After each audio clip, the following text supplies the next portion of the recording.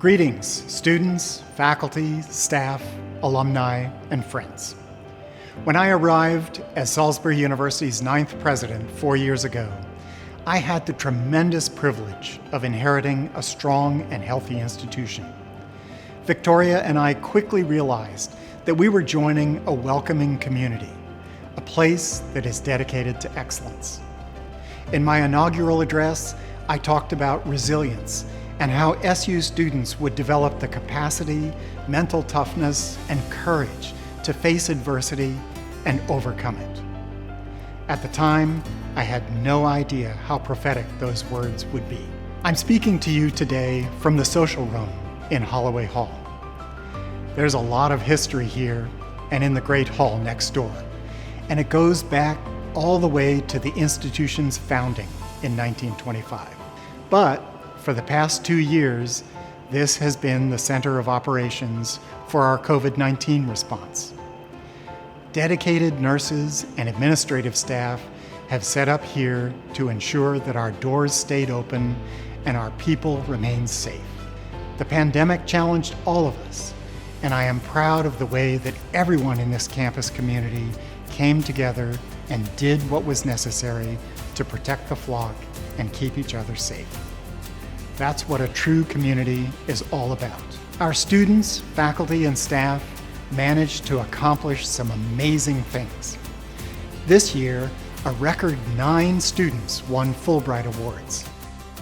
In the past 4 years alone, SU students have won more than 60 national and international fellowships.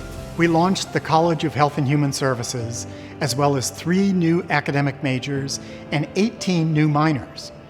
We announced the endowment of the Clark Honors College. We opened an enhanced 3D art studio. We supported the community through education at the expanded Eastern Shore Child Care Resource Center. And we promoted business development by launching the Rommel Center for Entrepreneurship.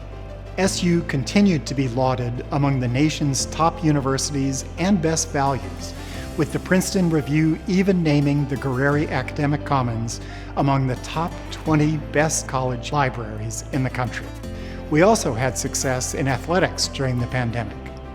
In 2021, our student athletes and coaches brought home 2 national championships. For women's lacrosse, it was number 4, and for men's baseball, it was the first ever college baseball national championship across all divisions in Maryland history. Decorated track and field alumnus Luke Campbell also competed at the 2021 Tokyo Olympics. This year, we had several teams make it deep into their respective NCAA tournaments, maintaining a tradition of high achievement for SU athletics. And they do a truly amazing job embodying what it means to be a Seagull in our community. In summer 2019, we launched the We Are SU fundraising campaign. I'm happy to say we surpassed our goal.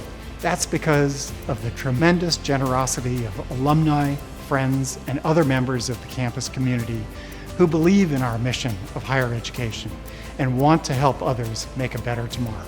It says a lot about an institution when people are willing to give their time, talent, and treasure to support its mission and its people. You all have done just that, and we are stronger because of it. In recent years, our nation has had to grapple with difficult conversations around race, equity, justice, and accountability. As a university, it is our responsibility to engage in these issues, to do our part to effect positive change, and to be a part of the solution. There are systemic changes that we can make involving policies and practices, and I am proud of some of the progress that we have made in these areas. We've opened the door to the Center for Equity, Justice, and Inclusion.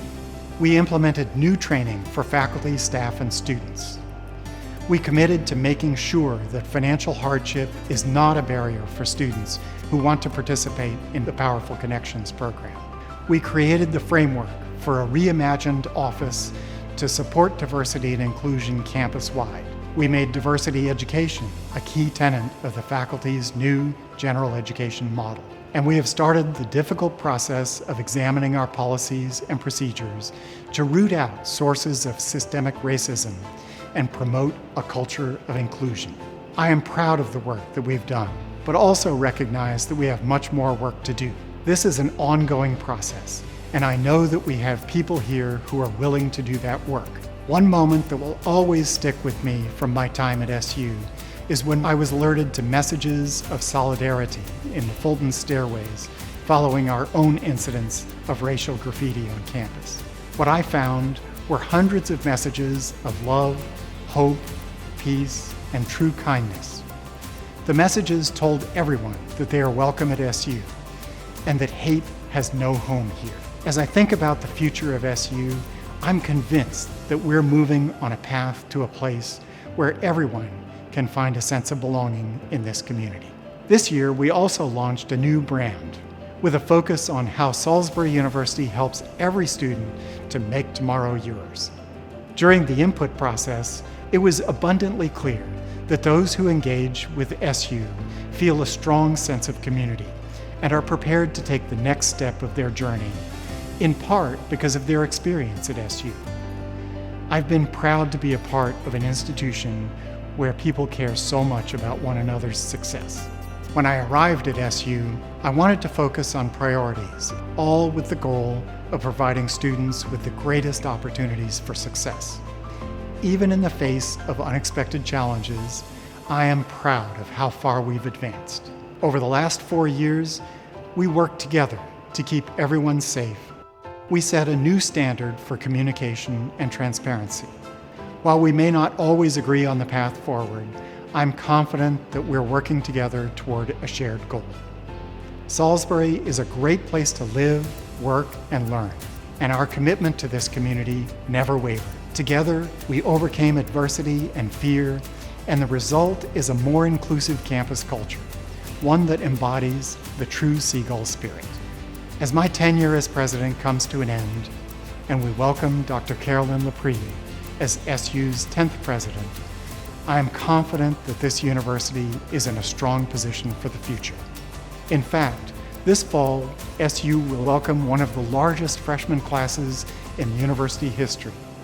It has been a privilege to be your president, and I look forward to seeing what tomorrow holds for Salisbury University. Thank you all.